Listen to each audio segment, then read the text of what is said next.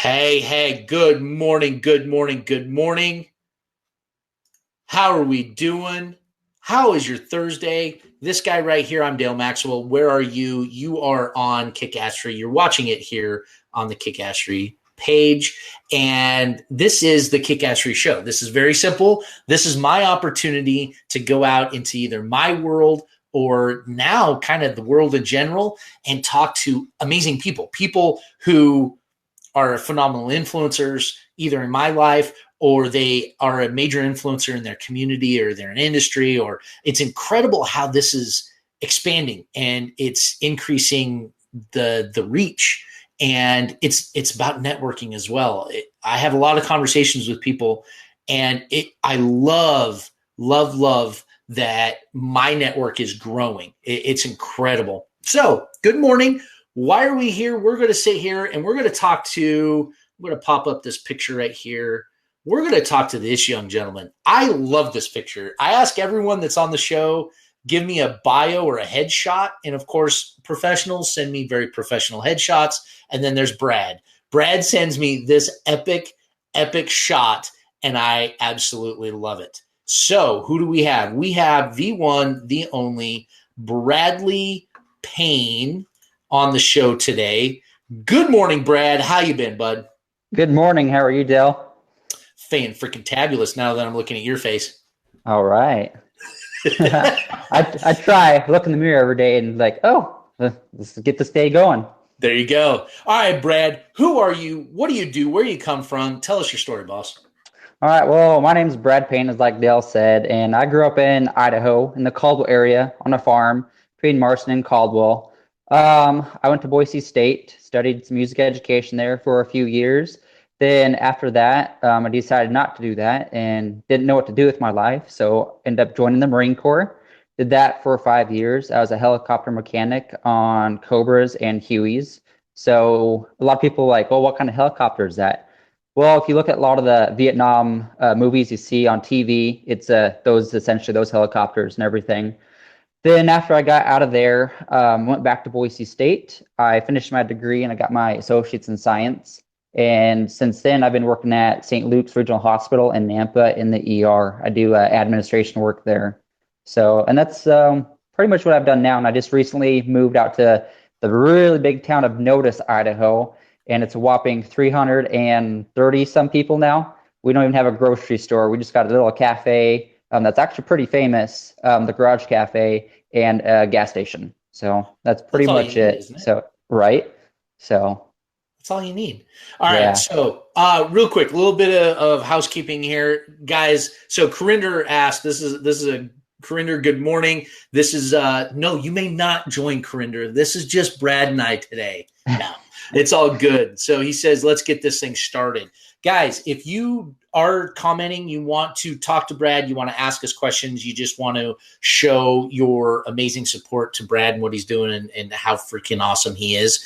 If you are watching this on like the live video hub or on my personal page, or you're watching it over on Brad's page, if you comment right now, or even if you're on the replay and you comment, I'm not going to see that. It's only going to be there. So there's a link. I don't know where it is, how you're watching it. But anyway, there's a link in the description that says to comment live, click here, brings you over to the Kickassery page. Right now, if you're watching it live, when you go, it'll actually pop up and I can do what I just did with Corinder's comment. If you are watching this on the replay, jump over here as well. So then that way we can keep those comments. And Brad is amazing at responding and having great conversations. So Brad, how long have we known each other, man?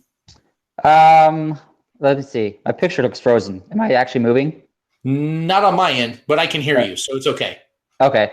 I think so. My first year I went to teen conference was 2002. I think 2002 was when I met you. It was at teen conference. So it's been 16 years. So wow. So just over half of my life. So now, did you just say, you were delegate in 02? I believe so. So I graduated in 06 and I went 8th grade going to freshman year of high school. So I think that would have been 02-ish. So got it. For whatever reason, I'm okay. Hold that thought for just a second. I'm going to try a trick that someone told me. Now let's see if this actually goofs everything up. Okay. Hold that thought.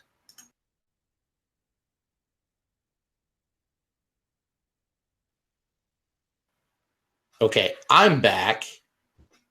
Brad, now I've lost his camera. Are you there, buddy? I'm still there. Yeah. Let me.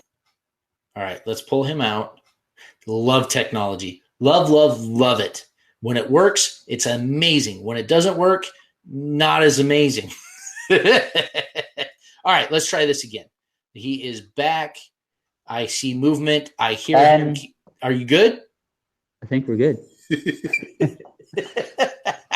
Okay, so we go way back in 4-H. And the thing that I love about you, buddy, is even when you were in the Marines, you came back and did 4-H stuff. When you were in college, you came back and did 4-H stuff. Now you've taken over for one of our mentors in the program in your local leadership project program, the Builders Club, which is a leadership club. Correct. So actually on that note, so Andy handed that over to me, was it early of 2017? But in the last, I want to say 3 years or so, our numbers haven't really been up. So we actually talked about it and I brought Andy in. So the club is actually no more. Okay. Unfortunately. Okay. It's still there if we ever want to start it up.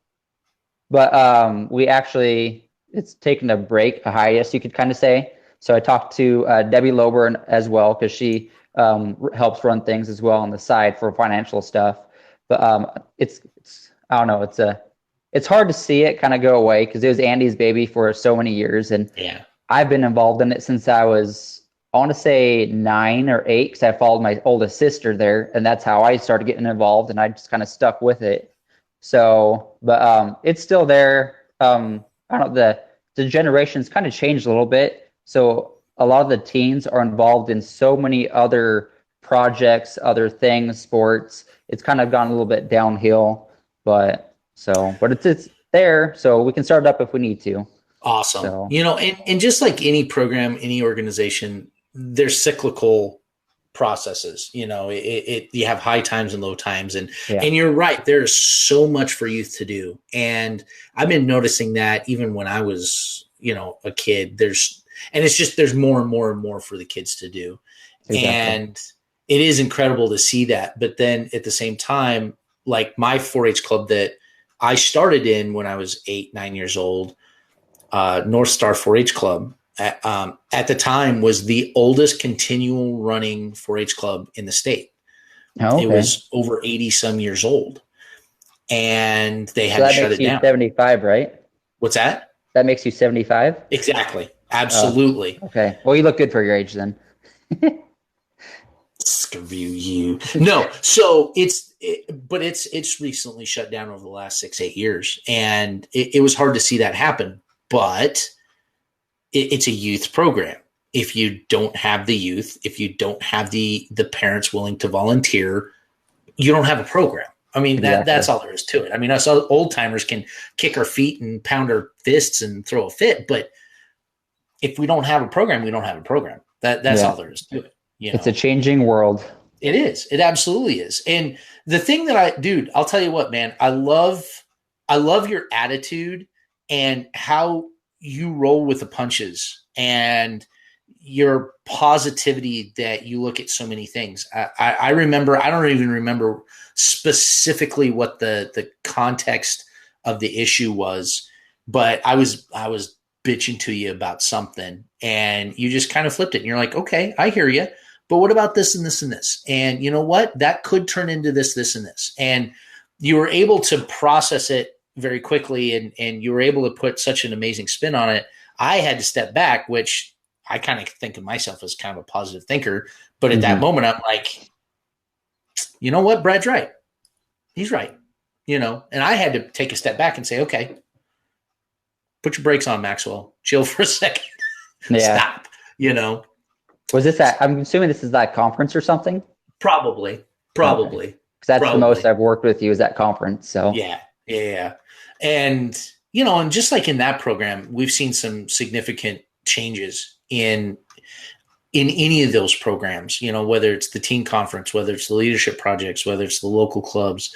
And it's interesting now that I've lived in different areas throughout the US on how different states and different communities run 4-H differently, and, so I'll go in and talk to an extension agent, or I'll go in and talk to a state 4-H director or whomever. And I'll be like, oh, well, what about this, this, and this? And they just look at me like, I don't even know what you're talking about. Right.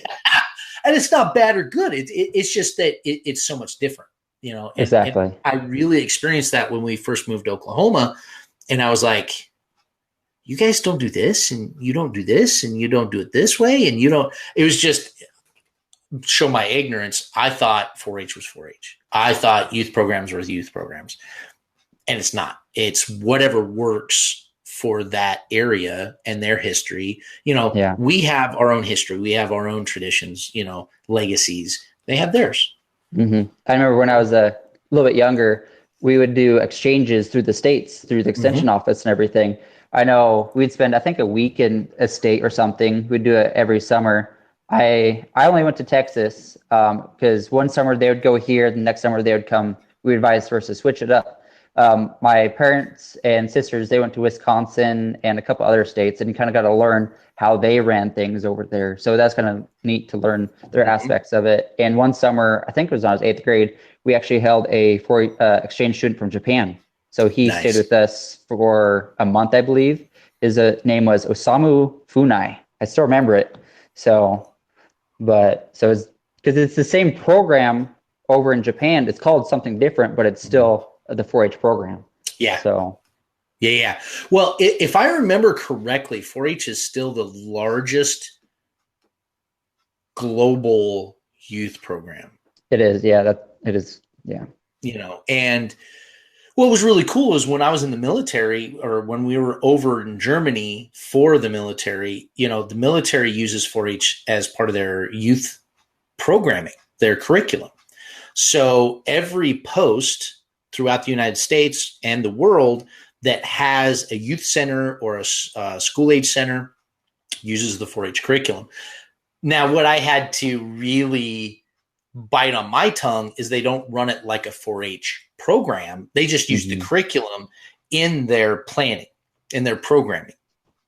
So when I got over to Germany, I'm like, hey, can we run this like a regular 4-H program? Can we actually get 4-H going? And they're like, you do whatever you want. You have fun with that, right? And it was hard to start. I've started clubs, but it was populated with kids who knew about 4-H, and it was populated with kids who knew the work ethic and the process and the drive. I've never started a 4-H club with kids who had no clue what 4-H is about. And when I pulled out the project books, the manuals and the record books, they're like, oh, that looks way too much like homework. Exactly. And it's not really that hard once you get into it. Yeah, it can be time consuming depending on the project, but if it's something that you enjoy doing, so it's like I showed sheep. I've done multiple cooking projects, Dutch oven and stuff like that. When you're cooking, that's the fun part of it. Then you just got to fill out the paperwork aspect of it, but it's not really that bad when you start diving into it. It's not. It's absolutely not. And they were great with that part of it. But then when it's time to, all right, let's just document this. Let's write your name. They're like, nope, not going to happen. How do I write my name? I don't know how to do that. Yeah, this is too much like filling out a homework assignment. So what I did was I was like, okay, that's not going to work. I'm not going to push a freaking rock up a hill. So we turned it into a builders club, to a leadership club. We called it the Youth Council. And I just flipped the script and I said, okay, we're just going to do this like a leadership project. We got these kids involved in the leadership aspect of the teen center. that got their attention. That they're like, okay, I'm willing to fill out some paperwork if we have a voice in how we run the facility. And that's what we did. Was we're like, okay, you guys tell us, if we're doing a social event, you guys plan it. If we're doing an outing, you guys plan it. If you feel that we need something from Garrison, then you guys have representatives and we go to the community planning meeting and you guys can talk about this at the Garrison. And they really got involved. They're like, okay, all right, now we're good. Now we can be part of this. And as a matter of fact, when it was all said and done, I brought 6 kids and 3 adults, including myself, from Germany to Washington, D.C. to do – we couldn't do it as a 4-H, but we ran it like a 4-H trip. And, I mean, during the Washington, D.C. Cherry Festival, and it was incredible. But if we didn't have that basis for 4-H, it would have never happened.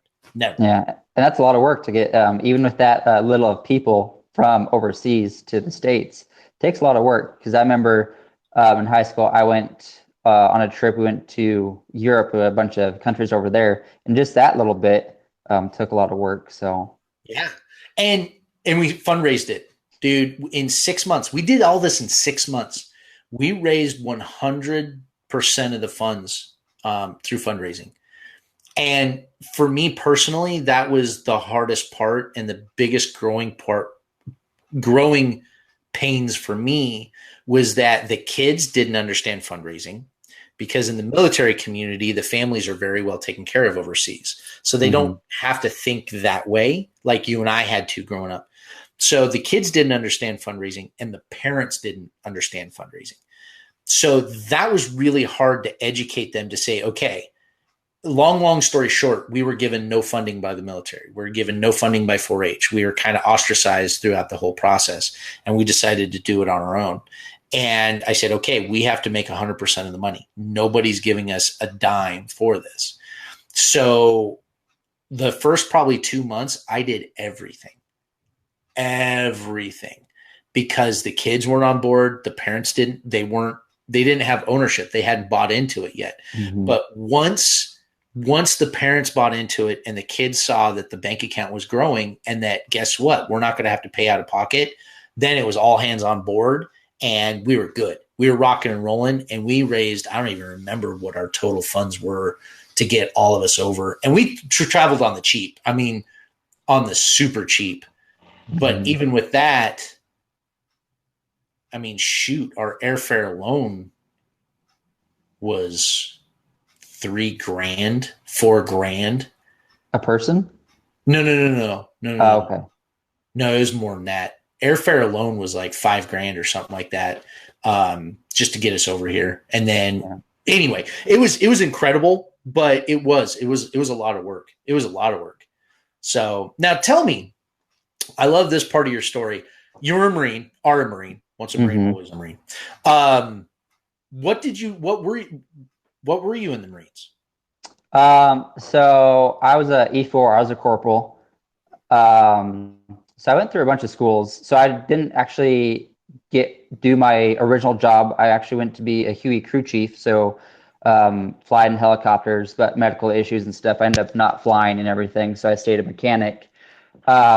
So essentially, it's like an inspector pretty much. So like you're doing your pre-flight inspections, just got to make sure everything is working right and able to fly for the pilots. So the pilots are trusting you in their hands that this aircraft is ready. So they're trusting their life in your hands essentially.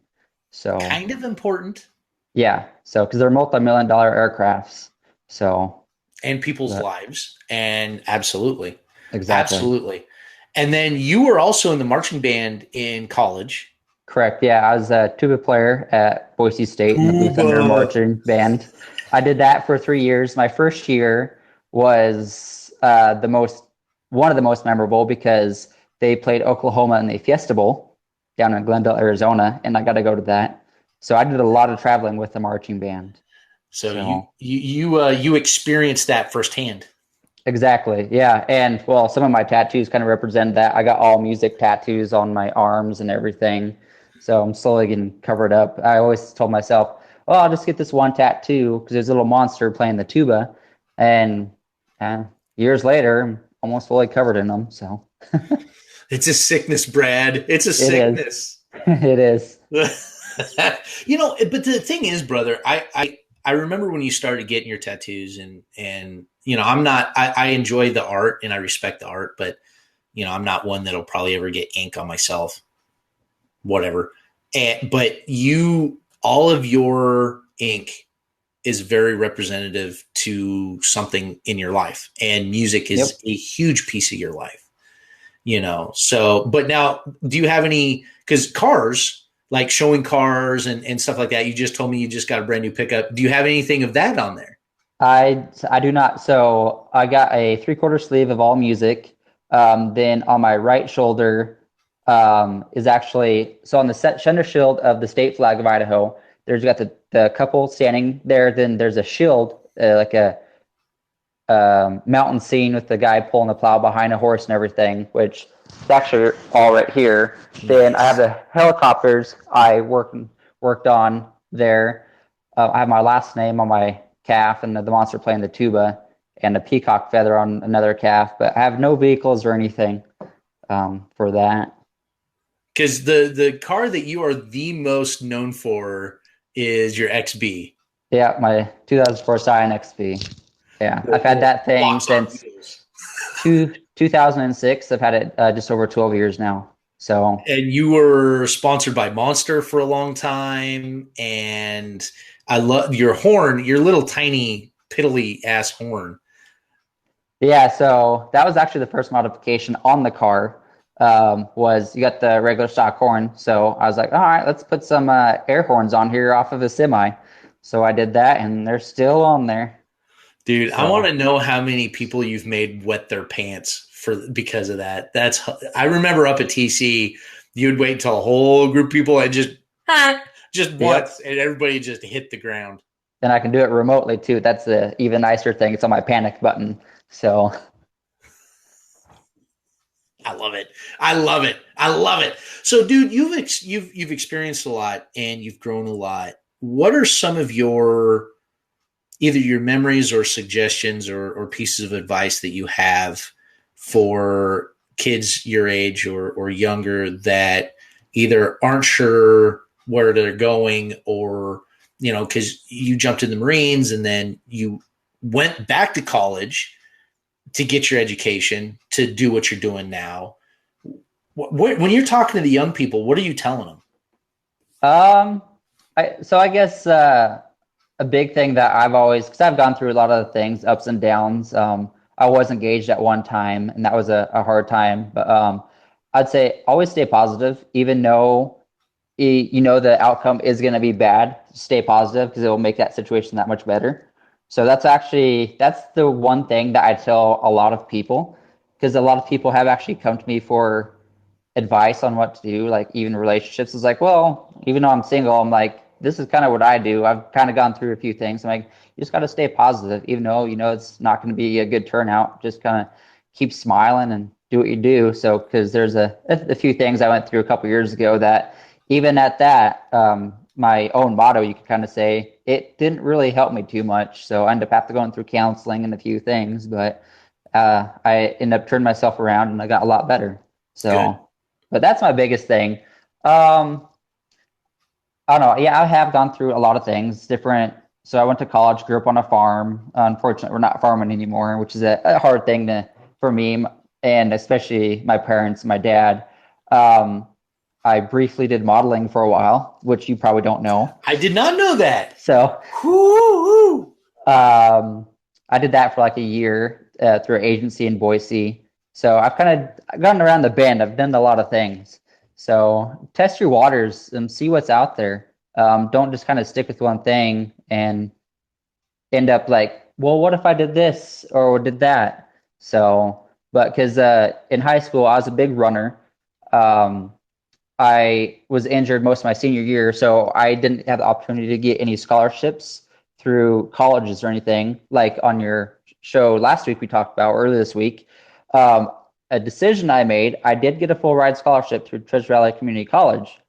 But I turned it down because I knew my knees wouldn't really hold up that well. And that decision, I always say, led to where I'm at today. So I turned that down to join the marching band at Boise State. Then from there, Dave Wells, that was the director, he had passed away right before I actually went to basic training. He always encouraged a lot of the members to join the 25th Army Band. And so I thought about that, but I didn't really want to do the Army because my brother-in-law is in there. I didn't want to do Air Force because my sister's in there. And they're actually both within 6 years of retiring now. They're down in Texas. So I was like, you know what? Let's do the Marine Corps. So then I was going to originally do the marching band or try to do the band. And I thought about it. I'm like, well, if I got out, well, it's not really going to benefit me because I don't have a degree or anything. So I was like, I'll do something mechanics. So then I came the helicopter mechanic, and well, I'm still not doing that job now. So, because there's not really options here in the Valley. Then I decided to finish up, get my degree, my associates. Then I landed a job about 3 months after I got out at St. Luke's, and I've been with them since. And I'm what you call, the position's like a patient specialist. And so my plan is to hopefully retire with St. Luke's. So, yeah. Nice. I love it, man. I absolutely love it. And for what it's worth, it takes balls to, you said two things that to me, it takes balls to do is one, it takes balls to accept counseling and to go out and do that, because that takes humility, and that takes, which a lot of us, there's probably more of us that probably should go get counseling and get professional help that aren't, because of, who knows, pride, humility. I don't know. Mm-hmm. The other thing is I didn't know you were a model, dude. How did that, huh? I don't even remember how that came about. It was only maybe for a year. I did a couple things for like these small, like little clothing lines, but you probably can't find any pictures of me anywhere. So, which is probably a good thing. So, well, I sell some t-shirts and I could use a model. So, well, I don't have the kick-ass beard anymore. So, True. You know what? I was trying to find, as we were chatting before this, I was trying to find a quick picture of your ginormous beard to throw up, and I couldn't make it all work quick enough. Yeah. But how big was your beard? So the longest it got, so I actually started growing it the day I got out of the Marine Corps, which happened to be No Shave November 1st. I had it for almost 2 years. But it got just shy of 6 inches long. That's incredible. And so then I didn't want to shave it, but a good friend of mine that actually met through 4-H at KYG, then ended up going to teen conference and stuff like that, Sarah Swan. She actually had been diagnosed with stage 3 breast cancer. And there was this, a little kid that had started something about shaving their head and everything. So a lot of people hopping on board. So then I thought about it. I was like, well, I've shaved my head. It's not as big of a deal for a guy to shave their head than a girl. So I was like, I'll shave my beard. And so I did a little video on that. It took me 20 minutes to build up the courage to shave the beard off. So then after that, then I was going to start growing it back. Now it's full of white hair since I shaved it off. So that was the repercussions. It makes you more wise. There, you know what? I'm going with that because, I hadn't grown a beard in years. And when Lawson was born, my son, he'll turn 4 this fall. When he was born, I decided to grow a beard. I was like, you know what? Fine. I'm going to grow a beard for a little while. Dude, when I grew it out, I'm like, what? I had all of this white. And you can see it right here. I still, yep. I was Mine's like, all right here. No, likey. It's all good now. It's all good now. But dude, it takes good on you for taking that sacrifice as symbolism for someone else. Oh, there's your little lap puppy. Yeah, she's joining me. This is Tally. Hi, Tally. We have a lap puppy too. Our Great Dane's named Sandy. Yeah, I got her from a rescue when she was 5. So she came out of Nebraska. Nice. Yeah, we got ours when we were in Maryland. We drove all the way up to New Jersey for her. So taking over the show, baby. Yep. Can you believe it's already been our half hour? Has it really? Yeah. It's incredible. See, she knew it was a half hour. She's like, Yeah. Hi, I've given you your time. Now you pay attention to me. Yep, exactly. She is pretty needy. I love it. Yeah, Danes are that way. Oh my gosh. My gosh. I love Great Danes. I absolutely love them until they have to be right in your face. Drives me exactly. She's not too bad about that, so that's good. There you go. Good morning, Michelle. Michelle's one of the biggest supporters that we have here. So, okay, last little piece of advice or memories or story. I don't care. What do you have for everybody? Because the thing that I love about Brad, everybody, is that Brad has so much to give. But the thing, a thing about Brad is that, and you're not allowed to say anything against this. This is my show. So, is that Brad is super duper humble to what he's accomplished. But the beauty that I love about it is that he doesn't shy away from doing the hard things and shying away from giving some really amazing, tough love, and that's what it's about, man. That's what it's about, because you and I grew up in those environments. We grew up with mentors who didn't think twice to kick us in the nuts and then give us a hug, and how do you, now that you're getting old and all that gray, you're wiser. Yeah, I turned 30 in a couple weeks, so shut your mouth. No, Brad, you're always 24 to me. You're always 24. That's that anchor for me, so that I don't feel so much older.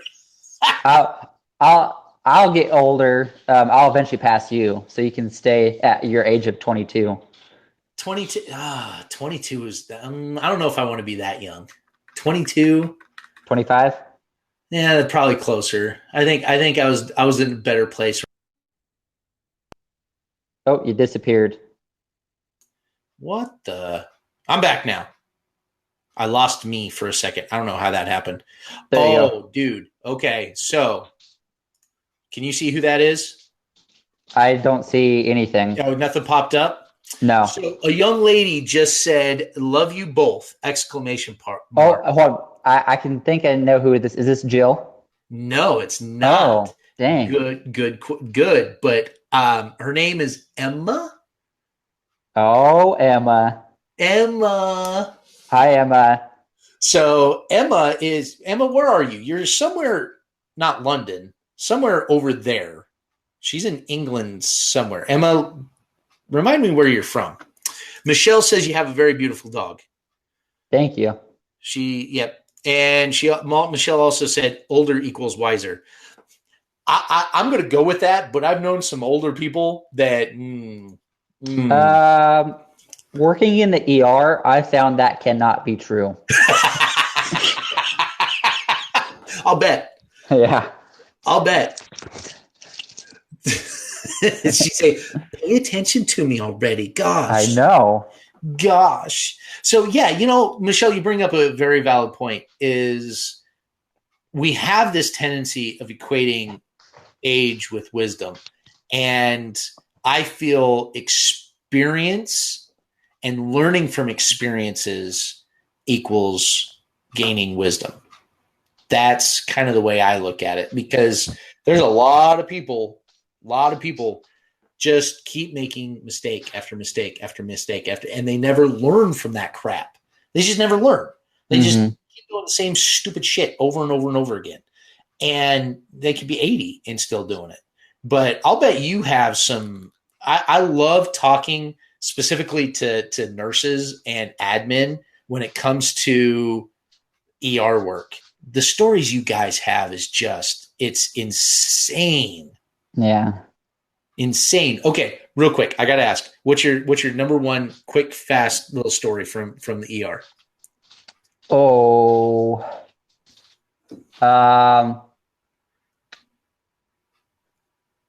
there's so many. And I threw you on the spot in a horrible way.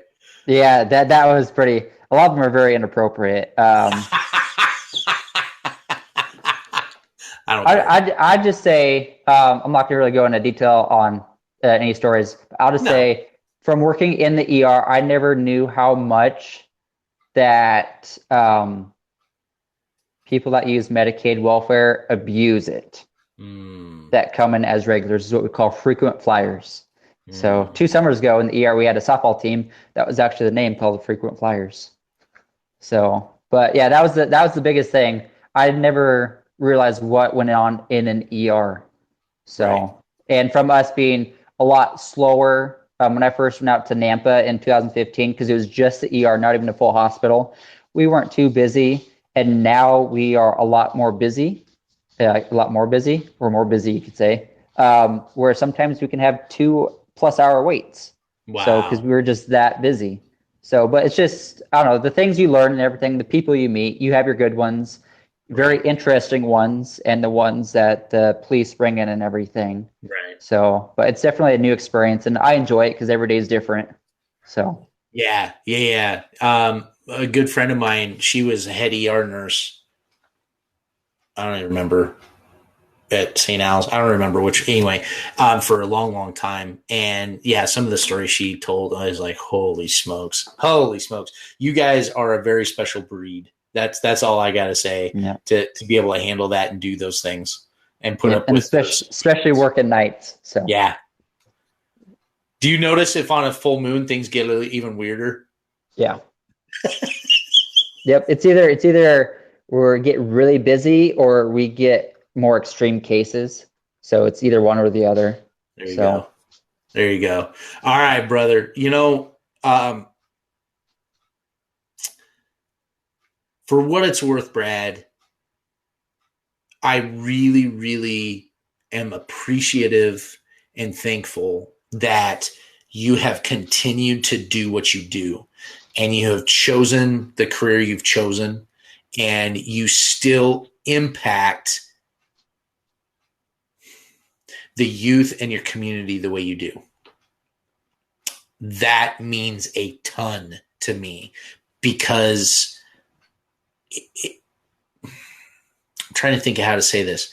It just means that all the work that we did, I'm not that much older than you, but you were a youth when I was college staff, and, I was a leader when you were coming up, and it just goes to show that, like Andy's and the Jana Kemps and all of those who gave us what we have, the tools and the whatever, you're passing that on, and you're taking it to the next generation. So good on you, man.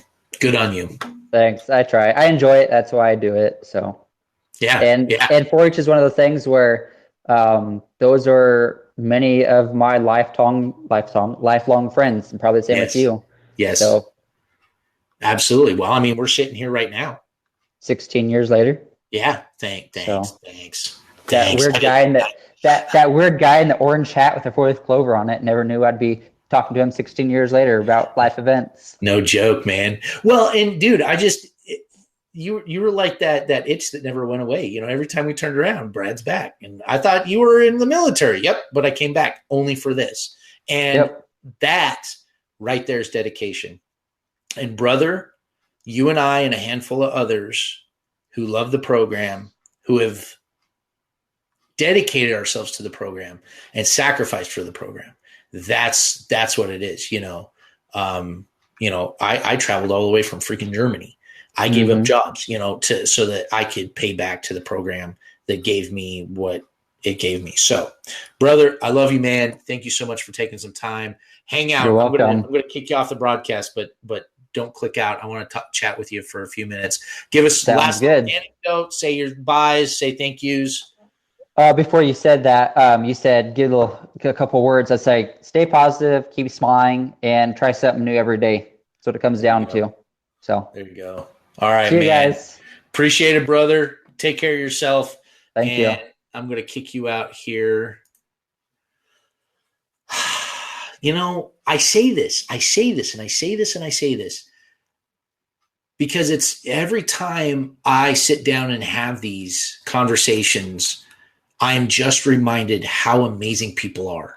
I am amazed at the people who have chosen to stay in my life. I'm amazed at the incredible stories and what these farm kids like Brad and his parents pushed him to do, and the community that rallied around him, and how he's turned out. And what, is he perfect? No, none of us are, but I'll tell you what, he's pretty damn close in my eyes, because he's doing it and he shows up and he has such an amazing positive attitude every time I've ever seen him, and these are the people